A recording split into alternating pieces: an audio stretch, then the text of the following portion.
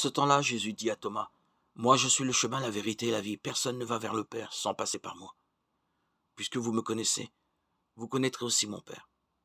Dès maintenant, vous le connaissez, vous l'avez vu. » Philippe lui dit, « Seigneur, montre-nous le Père, cela nous suffit. » Jésus lui répond, « Il y a si longtemps que je suis avec vous et tu ne me connais pas, Philippe. Celui qui m'a vu a vu le Père. Comment peux-tu dire, montre-nous le Père? Tu ne crois donc pas que je suis dans le Père et que le Père est en moi? Les paroles que je vous dis, je ne les dis pas de moi-même. Le Père qui demeure en moi fait ses propres œuvres. Croyez-moi, je suis dans le Père et le Père est en moi. Si vous ne me croyez pas, croyez du moins à cause des œuvres elles-mêmes. Amen, amen, je vous le dis, celui qui croit en moi fera les œuvres que je fais. Il en fera même de plus grandes, parce que je pars vers le Père, et tout ce que vous demanderez en mon nom, je le ferai, afin que le Père soit glorifié dans le Fils. Quand vous me demanderez quelque chose en mon nom, moi je le ferai. Évangile de Jésus-Christ selon saint Jean 14, 6, 14.